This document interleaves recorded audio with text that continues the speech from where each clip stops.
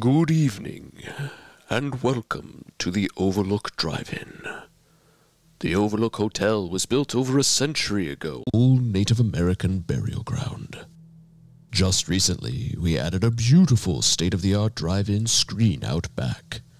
You don't just get a peaceful, cozy stay at the Overlook, but you get to enjoy one of the finest outdoor cinemas as well. At the Overlook Drive-In, we don't just watch and review major motion picture films. Here, we rank them too. If you need anything at all, please don't hesitate to ask. My name is Zach.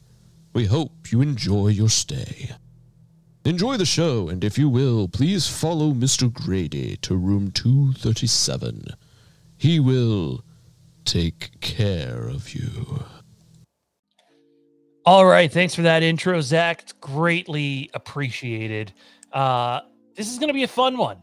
This is Hush, a movie that I have been waiting a very, very long time to see. I'm a huge Mike Flanagan fan. Like basically everything I've seen of his, I like. And I've been told for the longest time that this was kind of like his love letter to Halloween, and I definitely see where that comes from. So we watched on Friday, Mike, and it was an enjoyable watch, man. I don't know if I love it as much as some other people, but Flanagan does Flanagan things again. It's not as much of a mind twist as a lot of Flanagan films are, but it's kind of not supposed to be. It's his love letter to Halloween, and it does feel like that, especially the ending. I know we'll get there, but like the ending and the choices made is like, oh, okay, yeah, that's Halloween. So, Mike, welcome back, man. Episode 3 of the Overlook Drive-In. It's Hush. You picked this one.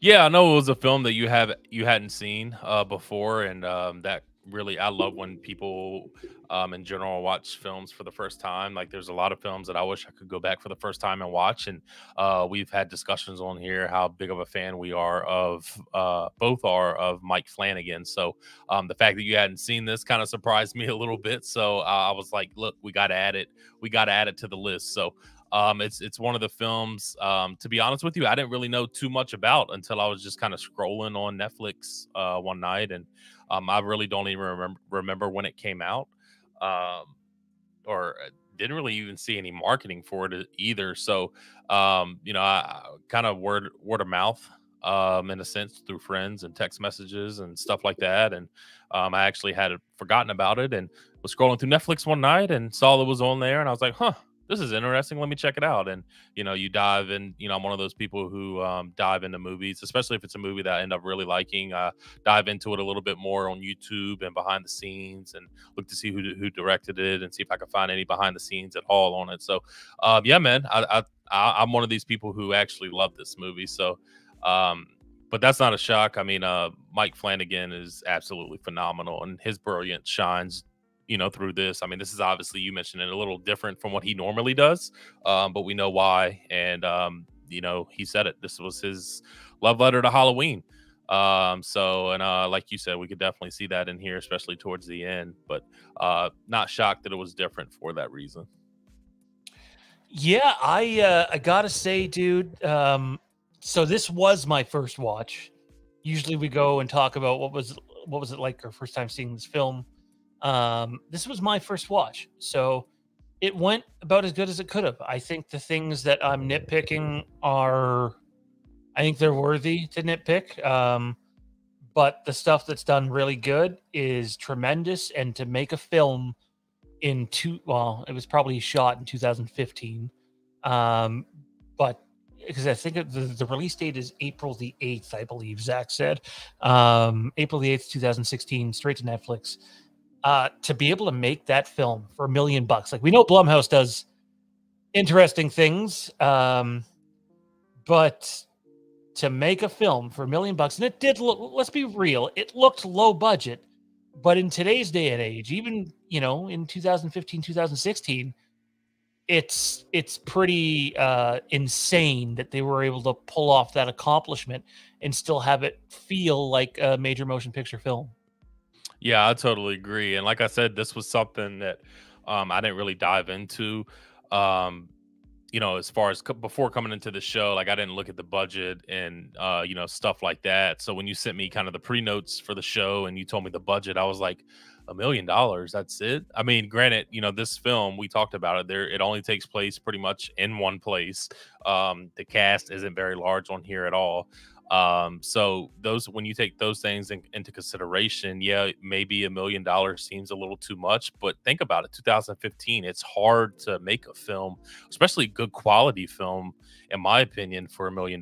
So I thought they did a great job with the budget that was given to them. I don't know how that stuff works as far as going straight to Netflix and how much they get back and how I don't know how that stuff works, to be quite honest with you, but I'm sure that they did a great job. So if you're trying to talk though, you are on mute.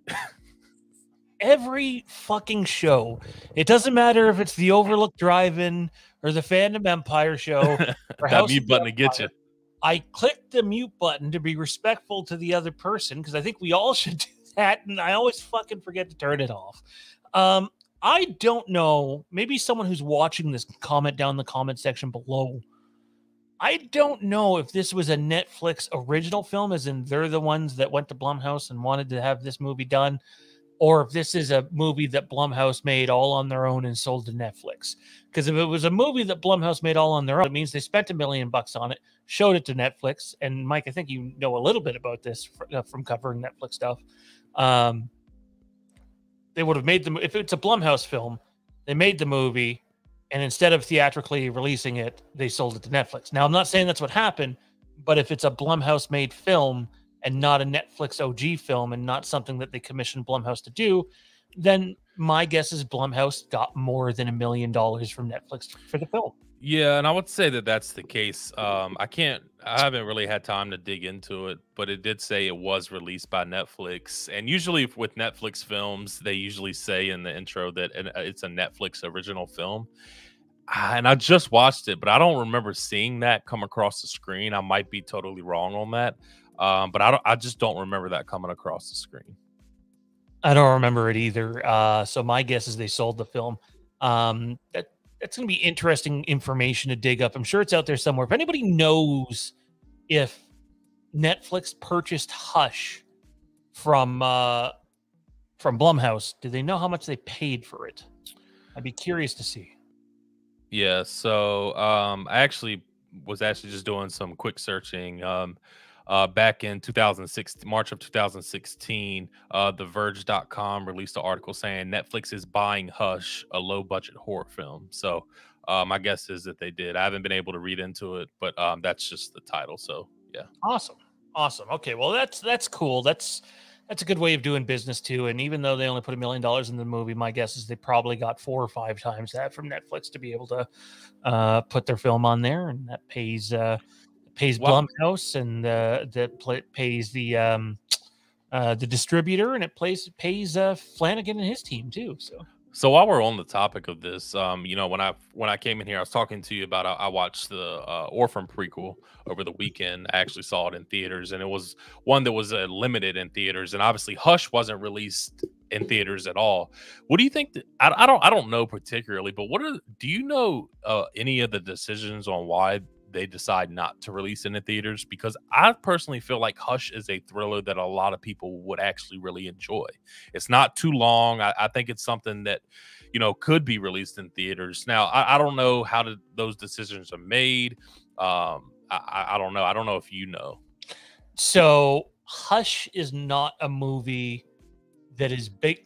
I mean, I'm not saying it wouldn't happen, but Hush is not part of a franchise. Hush, doesn't have a mass amount of fans where, if it was a franchise, they've been pissed off by the studio and or the production company, and so they're going to go out of their way to review bomb it. Fans wouldn't do that with a movie like this. More than likely not anyways. So when you head on over to Rotten Tomatoes, as Zach gave us off the top, I believe, they have a 93% for critical rating, which is great, but the audience rating for the film is considerably lower. Yeah. Well, guys like you and I would like Hush, and you really like it more than I do. I still would have seen Hush in theaters, but I do feel like the average moviegoer would think that, hey, this feels, extremely low budget. Why isn't it on a streaming service? Well, It, let me ask you: me. would you have gone to see it in theaters if Mike Flanagan wasn't behind it, or was that a No, huge seller for no, you? Okay, no. gotcha. Yeah, just being honest, I would not have gone to That's see fair. that. That's fair. And to be honest, in 2015 or 16, at $1 million, and how decent, how good that film is, I don't think it's great. I think it's good. I don't know if there's a ton of other people not named Mike Flanagan that could have done that. So True. No, I'm I'm sure 100% there is, with but you. I don't know who they are. Dude, I really enjoyed the movie. Why don't you tell us some of your favorite parts about the film in general? So for me, and I know we're going to dive into this. It's a topic that, Yep. yeah, we'll dive into that a little bit later. But something that really sticks out to me, that really stuck out to me when I watched both Quiet Place movies, was not necessarily the score, but just the sound in the movie in general. I mean, we're dealing with obviously a movie of a deaf woman, but Mike Flanagan makes it a point, especially in the beginning, that opening when she's cooking, and just throughout the movie, the sounds in the movie, the crunching of the onions and the food. I really enjoy stuff like that, and I think Mike Flanagan really brought that to life. And not a lot of people can do that. We do see that in the next couple of films, well, as far as the Quiet Place films that we'll dive into in the next few weeks. That other than that, you don't really see that too much. I thought the sound and kind of the score, in a sense, is obviously not nothing John Carpenter wise, but I thought the sound really stuck out to me. And just the directing in general, and we'll dive into that deeper. But if I had to pick one thing, Sean, it was definitely that, and really just Kate Siegel's acting in this really stuck out for me as well. I'm a big fan of hers, so those will probably be the two things that really stick out to me. And just to add another third one is just the tension in this movie. A lot of tension. Obviously, it's a shorter film, so they don't really beat around the bush in this movie. I thought that the guy who played, I guess, the killer. I don't even know if they have. I think they on IMDb they have him just listed as a man, and I think it's John Gallagher Jr. It says here. So I thought that he did a great job in this as well. I just thought that these two really fed off of each other a lot throughout the film.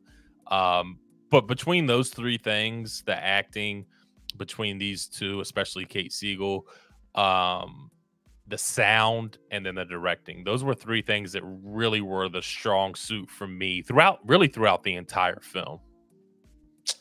What about you?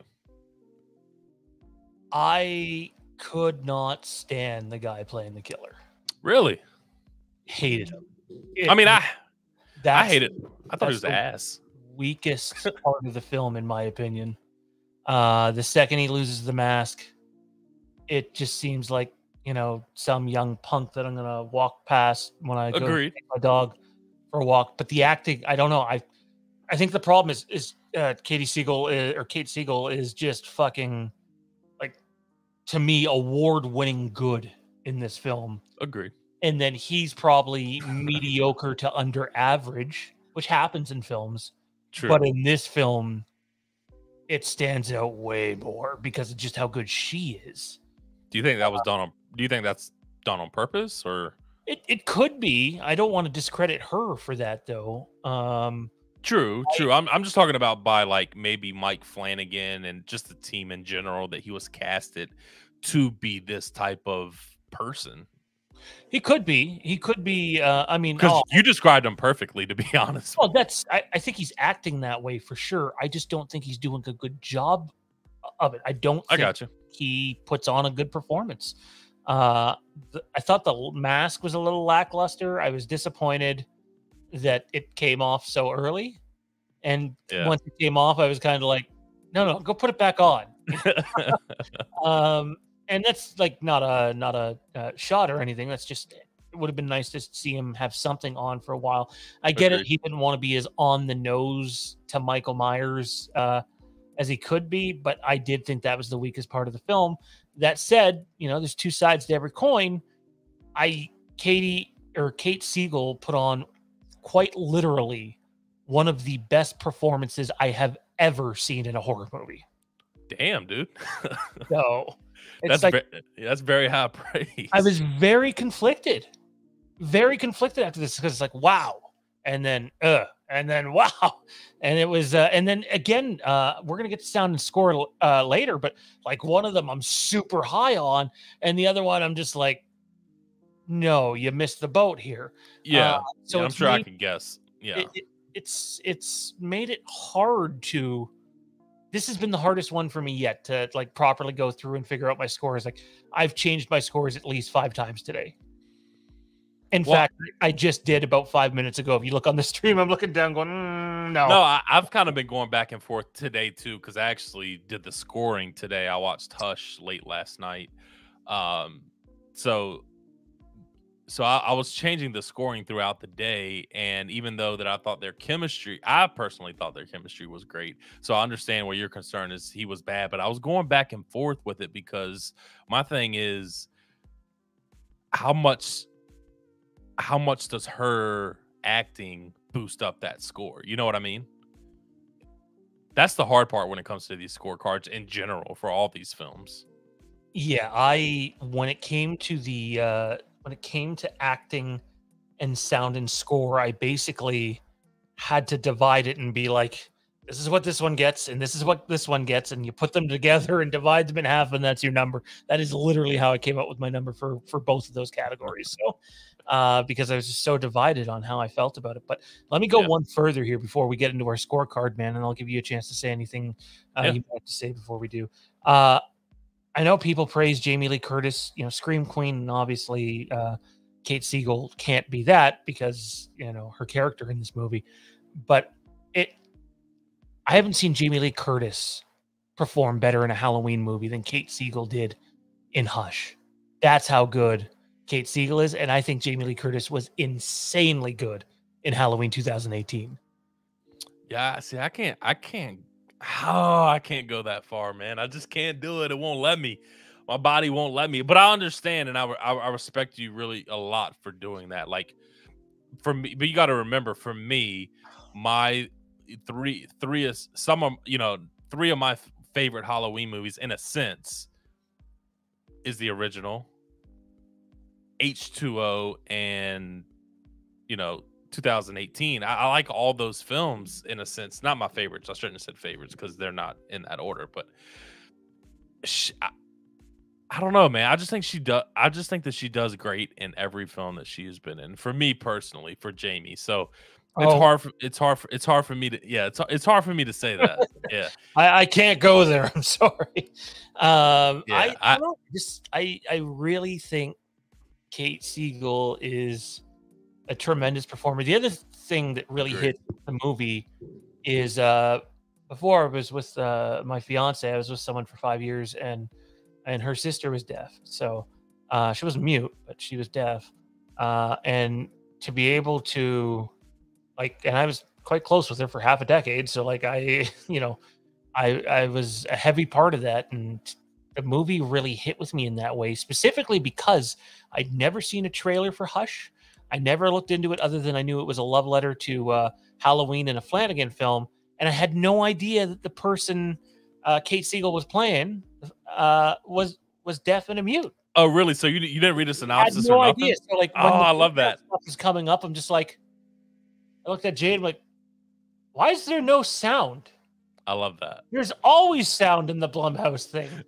And then it became clear super quick. I'm like, oh, okay. Now this is interesting. I'm invested. So yeah, because I feel like it's a different twist, something we really haven't seen before. At least, I'm not going to sit here and say I've seen every horror movie out there. Flanagan loves doing that. Yeah, so I really haven't seen anything like this. So I was super intrigued from the jump. It could either, because let's be honest, it could either go one way or the other way. It can be a real flop, or it could turn out to be really good. With Mike Flanagan behind the scenes, I figured it would be good, but you just never know going into films like this. How about this? I'm going to put Mike on the hot spot right here. We've not discussed this at all. Like zero. Swear on my kids. What if we did, because we already have our schedule all the way through basically January, But we did mention we wanted to do one a month for Patreon. What if we did Gerald's Game for Patreon in September? That way you haven't seen it yet. It's on Netflix. It's Flanagan film. I'd be down for that. I think that's the only one we have on our schedule that I haven't seen yet. Oh, really? Yeah. You've seen everything else that we have on our schedule. Yeah, I'm pretty sure. I have to go back and look at the schedule, some of the movies that you picked. Oh, no, there is a main one in there that I haven't seen yet. I remember I sent it to the group and everybody flipped out. What one was that? I don't remember. No 7.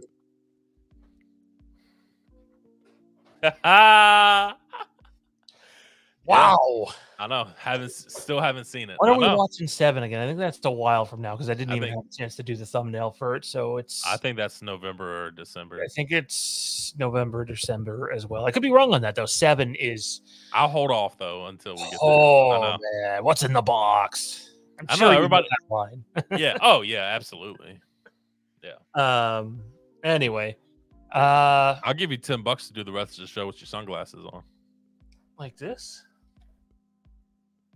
Oh, they're way too foggy. Hang on. I don't want the $10, but I'll be a dick and do it anyway. So, let's get to the scorecards, dude. Or did you have any other points you want to bring up before we get to our 5 categories? No, I'm ready to roll. You don't really have to leave them on, man. You don't have to do that. You saying they don't look good? Is that what you're saying? Actually, right on. I was gonna say actually they do look pretty good. They're too foggy in here. The room's too dark. So, anyway, I'm about to say you're not that high, so. No, I'm not, sadly not at all. Trying to though when I can. When you're talking, that's why I mute myself. So, anyways, the scorecard for tonight's The Overlook Drive-In. We're gonna go through story and pacing, acting, cinematography and set design, writing and directing, sound and score. At the end of each category is given a score value of 10. There's 5 categories in total. What we do is we rate movies out of 50, each of us. That makes a combined score of 100. And then we see where our individual percentages lie. And then we look at what our combined percentage for a movie is. We can tell you that episode 1 for The Shining did 96.5%, which is incredible. It might be a while before anything touches that, to be honest, if anything. Number 2 was I Know What You Did Last Summer last week, and it scored 70%, which is still decent. That's respectable. So that's where we are. And let's see where Hush ends up. Dude, story and pacing. Take us away.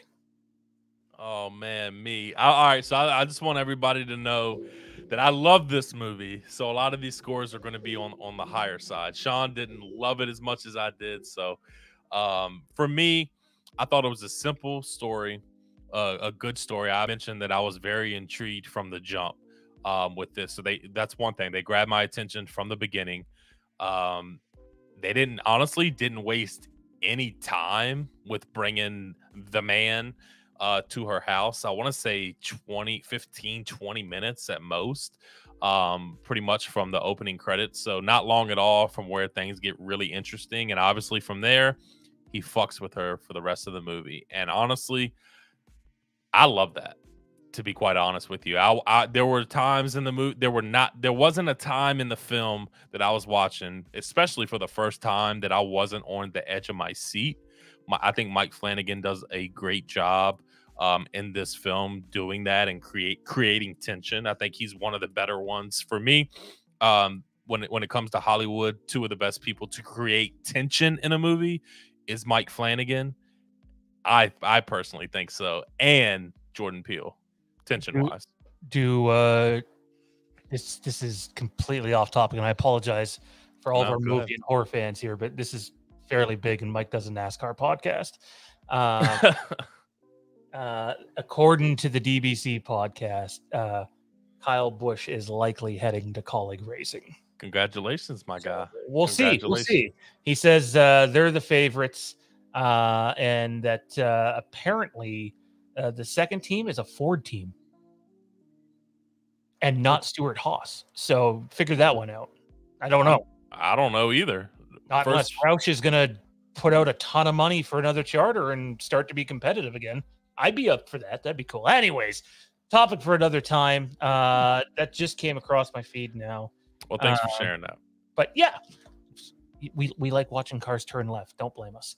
And you can check out Mike's podcast, the Thanks, Four man. Wide Podcast, on Facebook, YouTube. Facebook Live, and I think we try to I got to learn YouTube. All right, I'm not a magician like Sean, but as far as like uploading videos and stuff like that, and doing all that stuff, connecting all that. But we should be on YouTube soon. But it is on Spotify as well. And Well, I thought I seen you guys on YouTube yesterday. My apologies. no, we created a channel, but Oh, yeah, I gotta set all that up, dude. I just been crazy busy. all But story and pacing, I thought was really really good. Like I said, kept me intrigued the entire time. The tension on it was absolutely phenomenal. And I just, man, I'm gonna keep saying it throughout a lot of these. I credit Mike Flanagan and Kate Siegel in a lot of these categories, because I just love this movie for what it was. And for me, Sean, I'm gonna give story and pacing 8.5. Story and pacing for me was kind of complicated, because even though you had pointed out, trying to find my score here, where'd it go? There we go. You had pointed out that the story's simple. I would argue that there is almost no story. The story is completely based around character profiles and who they represent. Obviously, we know the killer has his own issues. We'll call him Man. And then I just want to say this. So when you bring that up, the first thing that popped into my head was no reason at all, in a sense of why he's doing this, which would make sense because that's what John Carpenter wanted to do, or did, with that first Halloween film. So, okay, Sean, look at this. This is why these conversations are good, because you're linking things, and I love it. Yeah, I love it. I dig it, man. So it's why I had problems like trying to figure out what I would grade it. And then I also so the way I rank movies is, look, I would love to give every movie a 9 or a 10, but I sit here and I think about movies that we might do later on, like The Dark Knight. The Dark Knight, for story and pacing, for me, is probably going to get a 9 or a 10. Yeah. And I think, can I say, because it's not just one genre, can I say that the story and pacing of Hush is as good as The Dark Knight? And the answer is no. So it's funny you bring this up, because I've been doing a lot on Letterboxd now, like after every movie I film, and I mentioned I really enjoyed the new Orphan film, and I rated that like a 3.5. And I just go back and I looked at some of my other films that I rated, and I rated, I think, the Batman a 4 or 4.5 out of 5, and I'm like, but I feel like Batman was way better than but it's close, and I'm like, I can't. It's hard. It's hard. It does. I try to be as genuine as possible with my scores. Like, I know some people will be like, "Oh my God, you gave something a 7," which is what I'm giving the story and pacing of Hush is a 7. How dare you bash them like that? 7's That's a not bad. That's not bad. 5's a pass. 6 is okay. 7's good. 8 is great. 9 is amazing. 10 is perfection. That's the way I look at it. So, yeah, story and pacing for me gets a 7. That brings us to the acting. We kind of already tipped our cap here in terms of where we're going with the acting. I'll just simply leave it at this. The supporting cast was everything that it needed to be, minus the killer, in my opinion. Even though their roles are small, when they come up, they really pushed the movie forward. And you have to have other people have something in there, because Kate Siegel's character is deaf and a mute in the movie. So I so badly wanted to give the acting of this a 10, dude. And the truth is, I gave Kate Siegel's acting a 10. Deservedly so. But I gave the other guy we see on screen the most like a 4. That's not bad. I thought you were going to go a little worse than that, the way you were talking. So. I gave it about a 4. The problem is, when you have a 10 and you have a 4, it stands out, right? So I gave the acting an 8. Again, I just want to reiterate, I'm sure people are getting sick of me saying this. Kate Siegel is truly remarkable talent. She wasn't in too much of Bly Manor, if I remember, Mike. But she's all over. The Haunting of Hill House. I haven't seen that yet. I've only seen one Oh, episode. I need to get on. Yeah, I know, right? That's my sorry. big thing. You talked about doing TV shows maybe one day. Yeah, definitely limited series, and he's got one coming out in October, and I Yeah. believe maybe another in December as well. So like, this is a big year for Flanagan. But story and pacing is acting is an 8 for me, and Kate Siegel's just a tremendous talent in anything I've seen her in. Yeah, I have to go. I like the man in this a little bit more than you did, and I have no disagreements with Kate Siegel. I'm glad you brought up the supporting cast too, because I felt like that they were placed in this film, especially the boyfriend John, or the husband John of Sarah, who was killed early in the film, the first kill that we see in this movie, who is Maddie, who's played by Kate Siegel, her friend that comes over, eats dinner with her, and just kind of chills out. She obviously leaves and then comes back, and she's the first kill that we see in this film. So I think that her kill was, fine, perfect. The stabbing I thought was great for that. Anyways, I'm getting sidetracked here, but I'm glad you brought that up, because I thought that the scene between the man and Sarah's boyfriend was a really good scene as well. Obviously, I didn't think the boyfriend was going to make it out, but I like the way that they kind of ended him in a sense. So for me, I like the killer a little bit more than you did. So for me, I'm going to go acting a 9. You're on mute. It's okay. It's because you're wearing a Raptors hat. Yeah, well, and my Sixers hat is. It's okay. I don't have a problem with the Raptors, even though they broke my heart a few years ago. The truth is, this is my oldest kid's hat, and Oh, nice. We both have big heads, and I was missing them a bit. Sorry, you gave story and pacing a what? I gave story and pacing an 8.5, and I gave acting a 9. And acting is a 9, so and a lot of that has to do with Kate, obviously. So cinematography and set design.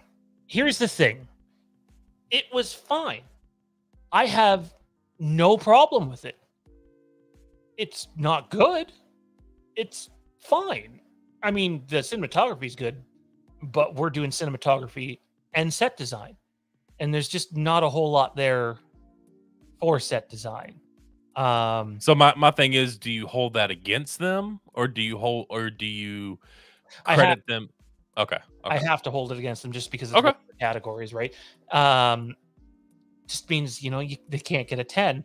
I liked the cinematography. I thought that I don't know if they had a change about midway through the film, but I felt like certain shots in the film start to change in the back half of the film. Like there's different techniques used in the back half of the film.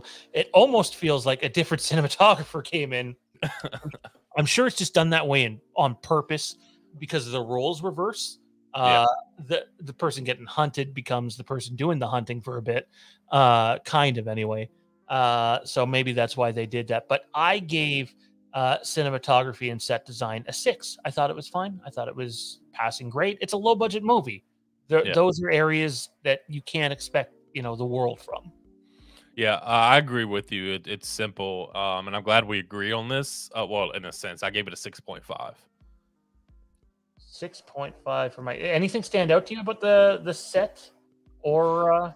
Not really. I do. I just asked you that because I held it against them a little bit because of, like you said, the category. So I just wanted to make sure that I wasn't the only one doing that, because for what was given to them, and the set, where it took place and what the story kind of told, it was good. I thought that they did a good job for what they had, but obviously we're going to see set designs throughout other films that are absolutely phenomenal, and that has to play a factor in this going forward as well. Nothing against Hush in general. They did fine for what they had. You on mute. It's okay. Absolutely. It's a tremendous accomplishment that they achieved.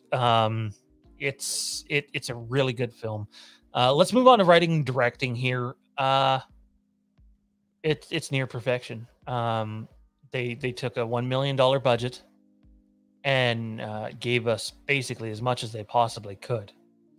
And I really enjoyed it. And the idea of having a final girl or an only girl, kind of, not really, but might as well be, considering her friend doesn't last very long. The idea of taking someone who is deaf and mute and has this reinforced house to support her lifestyle, and you have a serial killer, you know, coming for you. It's a concept that I think a lot of people would scoff at. I never knew that this was the concept, so for me, when I figured out early what was going on, I was completely mesmerized by it, dude. It really got me into it because I was able to go, okay, what if I was like this? What would I do? And I love movies that do that. So writing and the directing, like, you can say what you want about Kate Siegel, and I'm a huge Flanagan fan, so I'm a little biased, but $1 million budget, very little to work with, and that's the movie you pump out. I'm giving the writing and the directing a 9. I gave it a 9 as well, and I'll just go ahead and say it because we do agree on that. And you mentioned it. I mean, they did great for what they had to work with, what the budget was in this film, and I love some of the shots in here as well. You know, one that really sticks out to me is when she's in the bathroom and he kind of comes down behind her. I mean, that is, just think about that and just being in that situation. Like you said, Sean, it makes you think about it. And I don't know, man, I just thought some of these shots in the film, that one in particular, were really good. I do want to ask you something though, because it wasn't early in the film, it was towards the end. But when she was outside and she ran away, they showed her running away and she turned around and was caught, and it showed him taking a rock and beating her head. Did you think at all that's how it was going to end? When I first saw it, I thought, I was like, no way. Like, holy shit. I kind of believed it for a second. That would have been the better ending. I don't know. I would agree though, right? Yeah. Right. Because it'd be so unexpected. And look, yeah, 9 times out of 10 in movies like this, the killer dies or the main character gets away. Yeah. It's just how it is. When it was happening, I was like, oh, wow, kudos to Flanagan for choosing that. That's cool. Yeah. That's cool. Like, Dr. Sleep, spoiler alert here. I'm not that Flanagan made the decision, but wait, you've seen Dr. Sleep, right? No. Never Yeah, mind. man, of course. Oh, okay. Of course. Well, like Danny dying, I wasn't necessarily a fan of because I didn't want him to die, and I'm also a huge Ewan McGregor fan. But I was like, yeah, I don't think most people thought that they'd kill Danny. Yeah, I didn't think so. Yeah. And they did. And I like when movies are willing, and TV shows, why I like Game of Thrones, are willing to make ballsy decisions. I still liked the ending. I loved the bit about died fighting. Obviously, that didn't quite happen. Yeah. But I thought it would have been great because did she put the died fighting before we seen that vision? I feel like she did. I think so, yeah. Which made me feel like that was the end. Yeah. So it would have been great if that was the ending, man. I thought it was going to be. I was wrong. I will say, though, the tension in this film that makes you think that she can go at any time was absolutely phenomenal. She went through pure hell. No doubt about it. I do think there's a couple of instances where she, not knowing like the surrounding area and how fast someone could get to you. Obviously, it seems like the police get to her in an okay amount of time, so she might not be completely in the middle of nowhere. But I'm assuming it's like some, woods area that's probably, walking. You're probably half an hour to an hour away from any city or whatever, or town. And I did think there was times where he was far away, where she's seen he was far away, where I thought she could have made a run for it before she got hurt. Yeah. And chose not to. But I guess one of the reasons for that is she's trying to be quiet. True. Yeah. She doesn't know how loud she's. Yeah. Exactly. So that fixed that for me, if you will, because it's like, go, go. I'm like, Yeah, oh, okay, well, yeah, I can see that. Sound and score, dude. The sound design's phenomenal. agreed, The 100%. score, there's almost none. Yeah, there's not really anything there at all. And that's a little disappointing. And I gotta blame that on Flanagan. I love Flanagan, but this right here is the reason it didn't get 10 for writing and directing. Yep. Is at the end of the day, that's the director's job, what he wants and where he wants it in terms of sound design and score. And for a guy that's making a tribute to a Halloween movie to be missing The some score, sort yeah. of score was very detrimental to the movie, I thought, and really brought my score down. So sound design's a 10, perfection. And the score I would probably give like a 3, if that. There's some parts towards the end where it gets kind of good. Um, again, sound design's perfect. So I gave the combined two, since it's one category, a 6 out of 10. Still a passing grade. Yeah, I gave it a 7. Just to be for everything that you said. It was kind of disappointing not to not to have a score in this film. I think it's something that definitely could have benefited. And obviously, you pointed it out, it being his Halloween salute.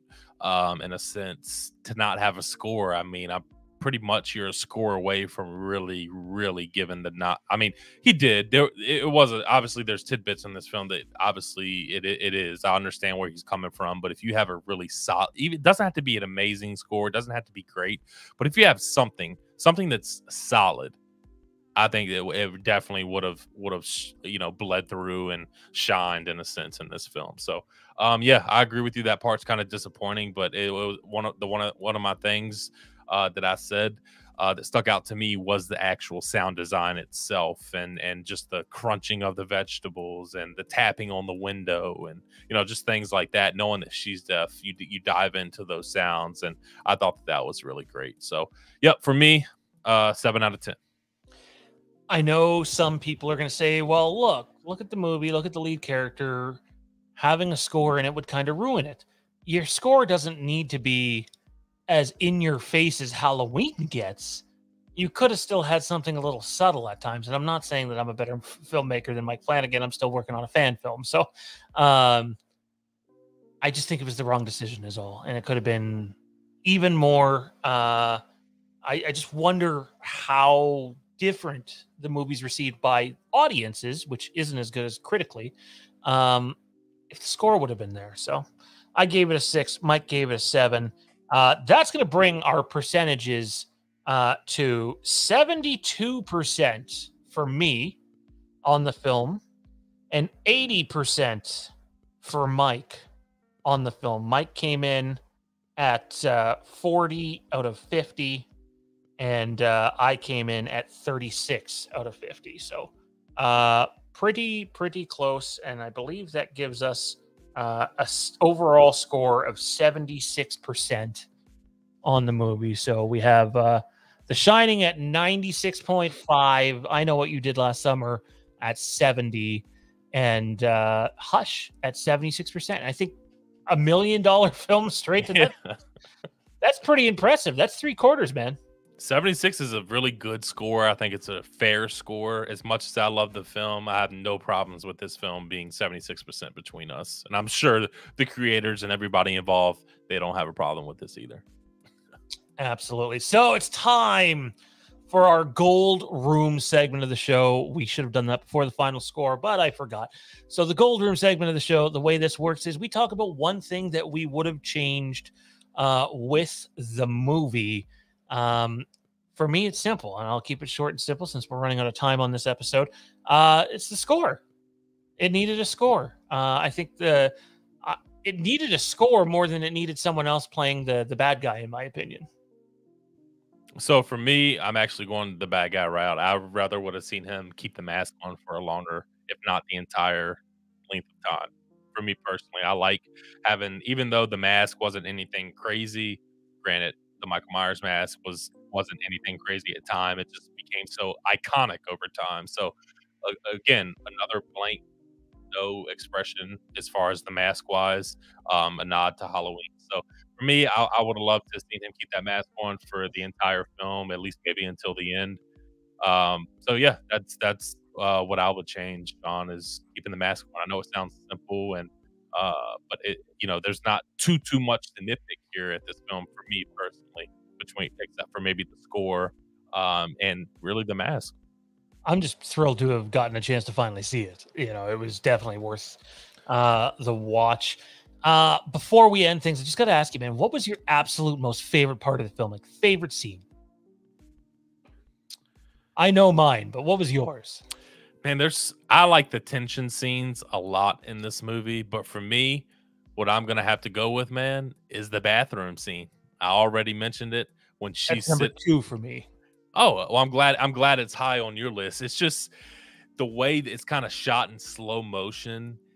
Oh man, Reach it down behind her comes and down, yeah, and it breathes on you can the shot of him breathing on her neck, and you can see the kind of wind and hair on her neck, and she just turns around and oh man, stabs him right there in the cheek or in the face or whatever. I thought that was absolutely phenomenal, and I didn't know what was gonna happen there. I thought maybe she could have been done, but so great as far as Kate Siegel, the cinematography in that film, and just the tension in it. I loved it. Number one for me. What about you? it's the scene where her friend dies, man. Think about I love it. how much. You okay? Sorry. For the audience that's wondering, we're any minute, hour, day away from birth. So, and I have my headset on. I just seen Jade come in, so I didn't hear her. It was a hush moment. It was a hush moment. I couldn't hear her, but I started to see her. That's hilarious. Yeah, it's that scene where the friend dies, man. Like she's Yeah. desperate, she needs help, but there's no way for her to hear because everything in the house is reinforced because of her condition, and it's such a dark stomach. It's honestly the most stomach twisting moment of the movie for me because it's like Yeah. your friend's there, but you know her condition, and you desperately need her to turn around, Yeah. and she doesn't, and that's horrifying. That's scary. It is scary. And Love it. the fact that he just went crazy on her. It sounded like he stabbed her 45 times. So when I was a kid, I used to have this repeating nightmare, and it would be this pizza delivery guy would show up at my family's house, and as he gets out, there used to be this bad. It's a Canadian TV show. I forget what it was called, but there was this duck. It was a puppet, but a duck. But picture like an angry duck puppet who used to bully everybody. So I'm like a frightened 4 or 5-year-old. I keep having this nightmare of this duck climbing my stairs, shoving pizza in my mouth. So much of it that I can't talk. I can't tell my parents that the duck is coming for them. Yeah. And like I had that nightmare like 5 or 6 times, man. So this movie really hit me at times like that. It was like, Oh, I bet. oh wow. So I dug it. Listen, man. I just want to say this. I'm really glad that you were able to watch this for the first time and that it was a movie that you really enjoyed. There's nothing better. I don't care what anybody says than watching a new film, whether it's an older film. If you can watch it on your first watch and you walk out of it saying, I like that movie, no better feeling than that. Absolutely. Couldn't agree more, man. Mike, where can everybody find you at, dude? Yeah, follow me on Twitter at Michael Bish _, and obviously here on the Overlook Drive-In, all of our socials. We got a Facebook page now. Make sure you join that. Join in on the conversation. Comment in the comment section down below, and everything in between. And I'm usually on Phantom Empire on Tuesday night for our live show. So make sure you tune into that. And yeah, what about you, Sean? At Phantom Empire now. It's the main place you can find us. We have all sorts of stuff going on the channel right now. House of the Empires are a big thing, probably through the end of October. Gonna have a serious conversation with some of our audience, though, on an upcoming episode of the Phantom Empire show in terms of expectations of what we're covering, just in terms of different fandoms. But House of the Empire is a go-to for us right now, as is the Overlook Drive-In. And starting very soon is Moose Too Far. It's a Star Wars podcast to follow the Andor series. And then we have Halloween news coming as well. So by the time you hear this, the other Halloween trailer is probably out, but I'm not sure. We'll have to wait and see. click like, comment below. What did you think of Hush? What did you think of our episode and our discussion on it? What did you rate Hush? Are you using our scorecard method? That'd be great if people started to do that. Comment down below, and if you want, you can check out our Facebook group, the Overlook Drive-In on Facebook. We just created it. It was in time for your first episode, though. So again, I need to remember that we're recording these way ahead of time. Anyways, though, for Mike and Zach, I'm Sean. We'll see you next time at the Overlook Drive-In.